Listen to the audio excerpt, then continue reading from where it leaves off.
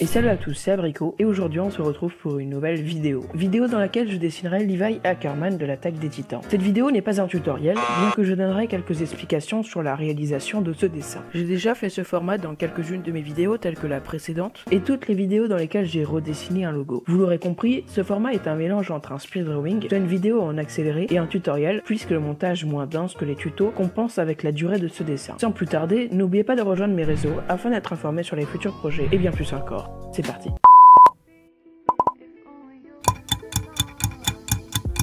Levi Ackerman, souvent désigné comme le caporal-chef, est le capitaine de l'escouade tactique au sein du bataillon d'exploration. Il est le fils de Kushal Ackerman, une prostituée décédée d'une maladie contractée chez l'un de ses clients. Pour cause, son oncle Kenny l'a éduqué. Le saviez-vous? Ce dernier est inspiré du Rorschach des Watchmen, une série de comic books. Pour la réalisation de ce dessin, je me suis aidé de 3 modèles. Un modèle de figurine pour la pose du personnage, un second pour la tête car celle de la figurine ne me plaisait pas, et puis un dernier pour l'équipement tridimensionnel. J'ai tout d'abord cherché un modèle qui, selon moi, sera le plus symbolique de Levi, car les proportions de la figurine ne l'étaient pas. En effet, on représente souvent Levi d'une part par un personnage petit. Si on le compare aux autres personnages de SNK de la saison 4, ce dernier mesure approximativement une tête, soit 20 cm de moins. Il y a donc 2 façons de dessiner un personnage petit. Il suffit soit d'agrandir son corps sans changer la taille de la tête, soit d'agrandir cette dernière. J'ai par la suite ancré le dessin en variant l'épaisseur des traits pour donner du style sans oublier de faire les drapés.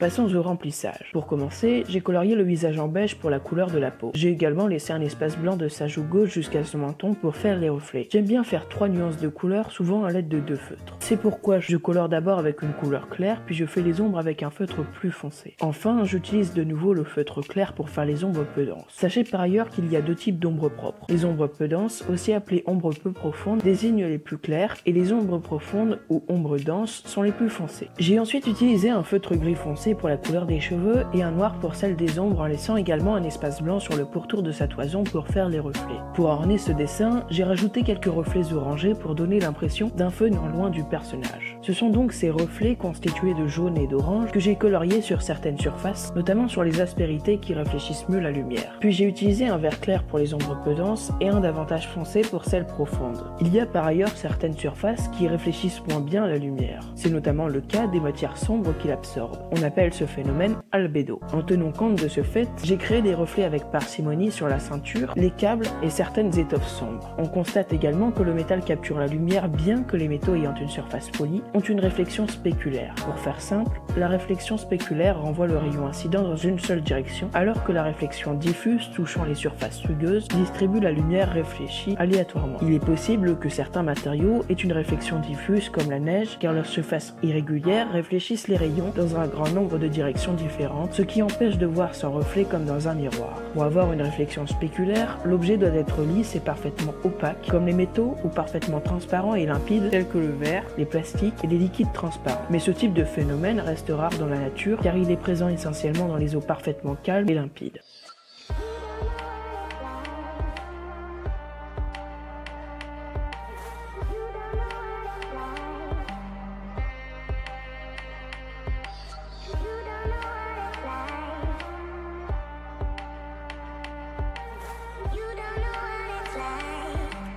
J'ai audacieusement fait une ombre portée sur le sol, mais manque de chance, je l'ai raté.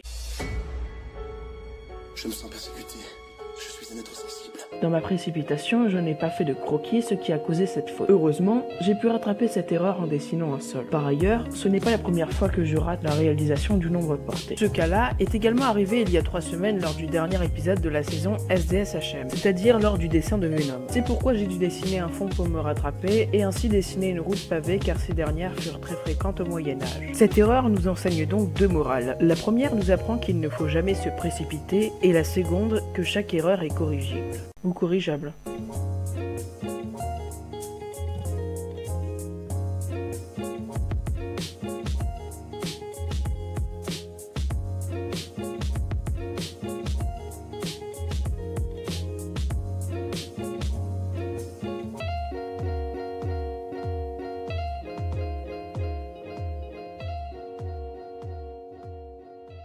Je suis assez fier de ce dessin, mais je trouve les yeux trop bridés, ce qui le rend quelque peu méconnaissable. Cependant, j'aime davantage les effets de reflets sur les vêtements et les accessoires. Toutefois, les prochains dessins seront mieux réussis, bien que plus simples que ce dernier. À l'heure où je m'enregistre, j'ai réalisé au total 6 dessins cette semaine. Cependant, je compte en redessiner un puisque celui que j'ai réalisé lundi est raté, donc cela ne fait que 5 dessins d'avance si je ne m'abuse. J'avais espéré faire un dessin chaque jour pendant une semaine et arriver au résultat escompté de 7, bien qu'il n'y en aura probablement que 6. Pour les nouveaux qui se demandent pourquoi je veux prendre de l'avance sur mes vidéos, je vous invite à regarder la précédente afin de comprendre le pourquoi du comment. Si vous souhaitez par ailleurs approfondir vos connaissances sur les réflexions spéculaires et les réflexions diffuses, je vous mettrai le lien d'une vidéo explicite dans la description de cette dernière. Sur ce, c'est la fin de la vidéo, merci à tous d'avoir regardé et on se retrouve la semaine prochaine pour un nouvel épisode.